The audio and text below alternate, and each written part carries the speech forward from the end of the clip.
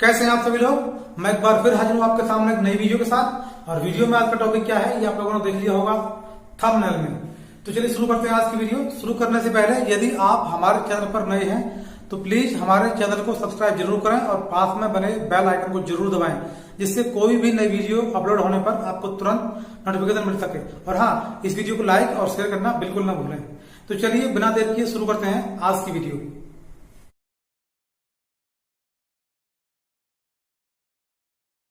तो कल जैसा कि आपने पढ़ा दर्पण और उनके विभिन्न प्रकार, दर्पणों में समतल दर्पण को हमने आपको विस्तार से बताया था। तो चलिए इसी क्रम को आगे बढ़ाते हुए आज हमारा अध्ययन का विषय रहेगा गोलीय दर्पण संबंधी परिभाषाएं। देखेंगे आप हेडिंग गोलीय दर्पण संबंधी परिभाषाएं। सबसे प्रथम है ध्रुव या पोल। देखिए जो दर्पण होता है वो कांच की एक पारदर्शी प्लेट पर पॉलिश करके बनाया जाता है। हो सकता है कि प्लेट का पृष्ठ काफी बड़ा हो और पॉलिश कम भाग पर की गई हो, तो हम जितने हिस्से पर पॉलिश करते हैं हमारा उतना ही भाग परावर्तक होता है, उतना ही भाग वास्तविक रूप से दर्पण होता है। जैसे आप चित्र में देखिए, ये पूरी प्लेट है लेकिन इसके केवल इतने भाग पर ही पॉलिश की गई है, तो हमारा जो वास्तविक भाग है पॉलिश वाला वही दर्पण है। प्लेट पर पूरे भाग पर पॉलिश नहीं की गई है, जितने भाग पर पॉलिश है हमारा वही वास्तव में दर्पण है। ये हमारा दर्पण है कोई गोलीय, चाहे ये उत्तल है चाहे अवतल है। इस गोलीय दर्पण के परावर्तक भाग के मध्य बिंदु को हम ध्रुव कहते हैं और ध्रुव को हम सामान्यतः अंग्रेजी के बड़े अक्षर P से दर्शाते हैं। चित्र में दिखाया गया है P, ये इस दर्पण का ध्रुव है। नंबर 2 वक्रता त्रिज्या। देखिए दर्पण जो बनाया गया है वो बनाया गया है किसी गोलीय प्लेट से, किसी गोलीय तल से। और जाहिर सी बात है ये गोलीय जो पृष्ठ है, ये जो गोलीय तल है, ये कहीं ना कहीं किसी खोखले गोले से काटा गया होगा। जो हमारा दर्पण है उत्तल या अवतल, वो कहीं ना कहीं किसी खोखले गोले का ही एक भाग है, खोखले गोले से काटा गया है। तो उस खोखले गोले की जो भी त्रिज्या रही होगी उसी त्रिज्या को हम दर्पण की वक्रता त्रिज्या कहते हैं। बहुत सिंपल भाषा में कहें तो हम ये कहेंगे कि हमारा गोलीय दर्पण जिस खोखले गोले का भाग है उसी खोखले गोले की त्रिज्या को हम दर्पण की वक्रता त्रिज्या कहते हैं।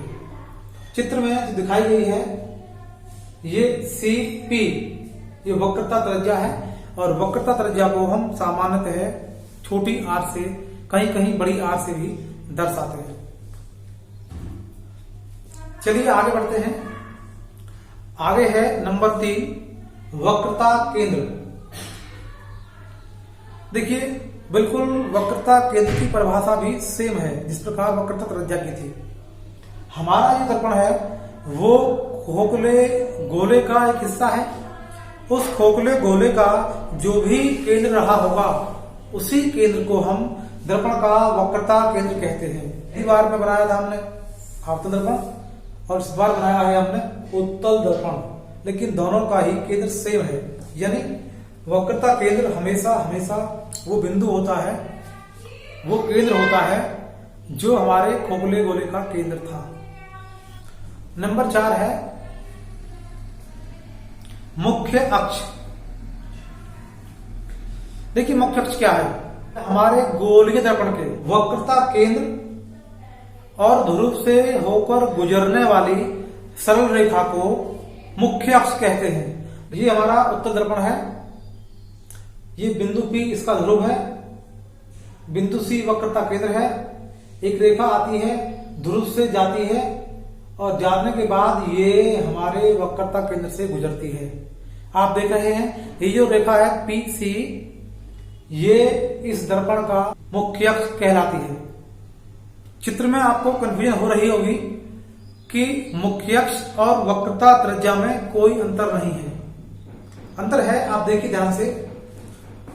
अगर वक्रता केंद्र और ध्रुव के बीच की दूरी नापी जाती है, हम बात करते हैं वक्रता केंद्र और ध्रुव यानी C और P के बीच की दूरी की, केवल दोनों के अंदर की, मान लीजिए ये सी है और ये पी, दोनों के केवल बीच की दूरी, सी और पी के बिल्कुल बीच की दूरी की हम बात करते हैं तो हम कहते हैं वक्रता त्रिज्या। लेकिन जब हम बात करते हैं एक रेखा की, इसमें दूरी क्या है, कोई जरूरी नहीं है दूरी कितनी हो। ये रेखा सी और पी के बीच नहीं है, बल्कि ये रेखा आप देखिए सी से बाहर तक भी जा रही है और पी के बाहर तक भी जा रही है। इस रेखा की लंबाई कोई निश्चित नहीं होती और ये रेखा सी और पी के बाहर भी कहीं तक भी हो सकती है। इस सरल रेखा को हम कहते हैं मुख्य अक्ष। एक और बात ध्यान रखिए, मुख्य अक्ष हमेशा वक्रता त्रिज्या से बड़ी होती है। मुख्य अक्ष P यानी ध्रुव और C यानी वक्रता केंद्र के बाहर दोनों ओर को भी जाती है, जबकि वक्रता त्रिज्या केवल दोनों बिंदुओं के अंदर तक सीमित रहती है। तो बहुत थोड़ा सा इनमें अंतर है चित्र देखने में, कभी कभी आपको कंफ्यूजन होती है कि वक्रता त्रिज्या और मुख्य अक्ष में क्या अंतर है।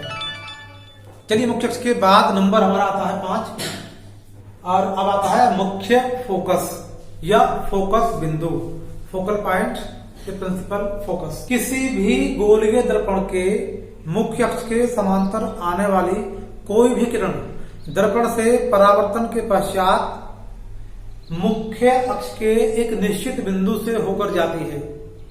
जिस बिंदु से भी होकर जाती है उसी बिंदु को हम कहते हैं फोकस बिंदु। मतलब आप दर्पण की मुख्य अक्ष के समांतर कोई भी किरण ले आइए, कहीं से भी किरण ले आइए, जब वो किरण दर्पण से टकराएगी तो टकराने के पश्चात जब वो गुजरेगी तो हमेशा हमेशा हमेशा मुख्य अक्ष के एक ही बिंदु से होकर जाएगी, एक निश्चित बिंदु से होकर ही जाएगी। जिस बिंदु से होकर जाती है उस बिंदु को हम कहते हैं फोकस बिंदु। हाँ, उत्तल दर्पण में ये किरण टकराने के पश्चात ऐसे लगता है जैसे मुख्य अक्ष के एक बिंदु से होकर आ रही हो। इसमें भी आप कोई भी किरण डाल दीजिए दर्पण पर, वो किरण चाहे जहां टकराए, टकराने के पश्चात जब भी वो वापस होकर जाती है तो हमेशा हमेशा एक निश्चित बिंदु से होकर जाती हुई प्रतीत होती है। तो दर्पण में या तो किरण मुख्य अक्ष के एक निश्चित बिंदु से होकर जाती है या जाती हुई प्रतीत होती है। जिस बिंदु से होकर जाती है अथवा जाती हुई प्रतीत होती है उसी बिंदु को हम दर्पण का फोकस बिंदु या मुख्य फोकस कहते हैं।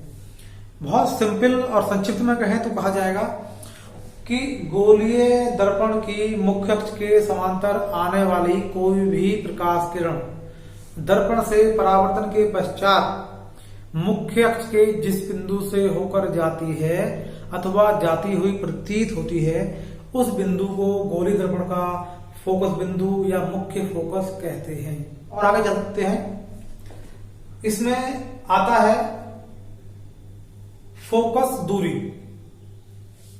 फोकस दूरी भी एक महत्वपूर्ण परिभाषा है। देखिए, ध्रुव से और फोकस बिंदु तक की कुल दूरी को हम दर्पण की फोकस दूरी कहते हैं। सामान्यतः फोकस दूरी को स्मॉल f यानी छोटे f से दर्शाते हैं। चित्र में आप देख रहे हैं बिंदु P और बिंदु F। ये बिंदु F जो बड़ा वाला है वो फोकस बिंदु है। बिंदु P और बिंदु F के बीच की जो दूरी है, इसी दूरी को हम कहते हैं फोकस दूरी। फोकस दूरी को सदैव स्मॉल f से दर्शाते हैं। और आगे चलिए, आगे है वक्रता त्रिज्या और फोकस दूरी में संबंध। देखिए, ये सवाल कई बार पूछा भी जाता है। देखिए, वक्रता त्रिज्या का आधा करने पर हमको फोकस दूरी मिल जाती है। यानी फोकस दूरी जो होती है वो हमेशा हमेशा वक्रता त्रिज्या की आधी होती है। वक्रता त्रिज्या का आप आधा कर दीजिए, फोकस दूरी आपको मिल जाएगी। यानी फोकस दूरी बराबर वक्रता त्रिज्या r/2 या संक्षिप्त में कहिए f बराबर r/2। ये सूत्र हो गया आपका। इस सूत्र को हम इस तरह भी लिख सकते हैं, r बराबर 2 गुणा f। तो इस सूत्र पर कई बार सवाल पूछा जाता है। इस सूत्र से संबंधित सवालों को आप विशेष रूप से कर लेंगे। ये सूत्र भी परीक्षा की दृष्टि से महत्वपूर्ण है। तो चलिए छात्रों, आज के लिए बस इतना ही। समाप्त करते हैं आज का कार्यक्रम। कल फिर मिलते हैं सही सामग्री के साथ।